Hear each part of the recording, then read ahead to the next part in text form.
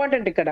So అదొకటి. తర్వాత అంటే ఇప్పుడు సందర్భం కాకపోయినప్పటికీ కూడా మీ వస్త్రాధరణకు సంబంధించి కూడా రోజా గారు చాలాసార్లు మాట్లాడారు. ఈ విధమైనటువంటి బట్టలు వేసుకొని రావడం ఏంటనేది. ఇప్పుడు సోషల్ మీడియాలో కావచ్చు, ఈ మధ్య కాలంలో తను విదేశీ పర్యటనలో కావచ్చు, అక్కడిక్కడ ఆమె వేసుకునేటటువంటి డ్రెస్సులు చూస్తే అరే ఈమెనా నా గురించి మాట్లాడిందని ఏమైనా అనిపించిందా మీకు? అంటే ఇట్లాంటి రోజా గారు ఎందుకు ఆ రోజు ఆ మాట అన్నారో తెలియదండి. అంటే చాలా సిల్లీ అనిపించింది. అంటే ఒక అన్ని సంవత్సరాలు రాజకీయాల్లో చేసి అన్ని సినిమాలు తీసి మహిళలు ఎటువంటి ఇబ్బందులు పడుతున్నారు, ఎటువంటి అసలు సొసైటీలో మహిళల గురించి ఎట్లా మాట్లాడుతున్నారు అన్ని ఆమెకు తెలుసు. ఆమెకు తెలియదని కాదు.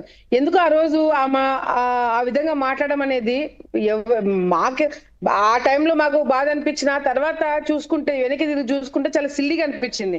అంటే ఒక తోటి మహిళ గురించి అంటే మేము ఇప్పుడు వాళ్ళ ఇంట్లో వాళ్ళ కూతుర్లు కూడా చుడిదార్లు వేసుకుంటారు, ఆమె చుడిదార్లు వేసుకుంటారు. జగన్మోహన్ రెడ్డి గారు, భారతిరెడ్డి గారు కావచ్చు, షర్మిల కావచ్చు, చుడిదార్లు అనేది చాలా ఇది మ్యాటర్.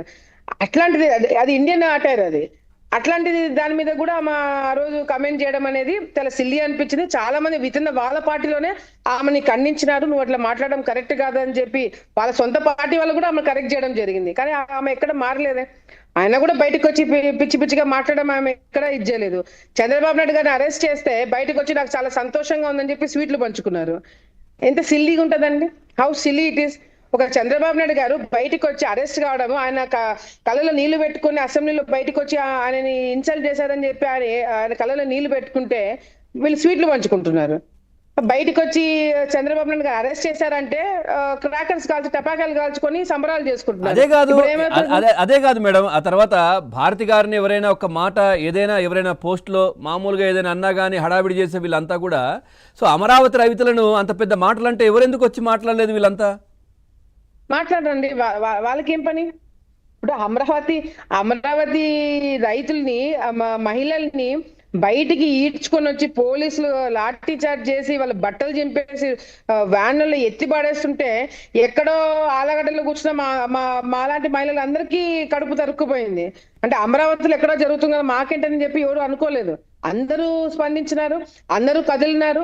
కానీ ఆ రైతుల గురించి మాత్రం ఎవరు మాట్లాడరు. వాళ్ళ సాక్షి ఛానల్లో ఒక రెస్పాన్సిబుల్ అయిన ఒక మీడియా ప్లాట్ఫామ్ లో ఒక వ్యక్తి మహిళల్ని వేరే విధంగా దోషించి మాట్లాడుతున్నాడంటే that is a very big statement.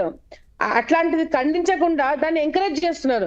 ఆయనను జైలుకి పంపిస్తే వీళ్ళందరూ బయటకు వచ్చి మహిళల్ని కించపరిచే వాళ్ళను కూడా వాళ్ళు సపోర్ట్ చేస్తున్నారంటే ఇది with in the party, with in the cadre, with in the families కూడా డిస్కషన్ జరిగి ఉంటుంది. ఎందుకంటే ఎవరు కూడా అటువంటి పదాలు ప్లాట్ఫామ్ పైన ఒక మీడియా ప్లాట్ఫామ్ పైన మహిళల గురించి అట్లా మాట్లాడిన వాళ్ళని ఎవరు వదిలిపెట్టారు. నిజంగా మీరు ఆ మాట కూడా బయటకు తీయలేకపోతున్నారు అంటే అంత ఇబ్బందికర పరిస్థితి. కాబట్టి ఎందుకు ఆ మహిళలను ఆ విధంగా మనం మాట్లాడొద్దు అనేది వాళ్ళ అన్న పదాన్ని కూడా మనం అనలేకపోతున్నాం. ఎగ్జాక్ట్లీ.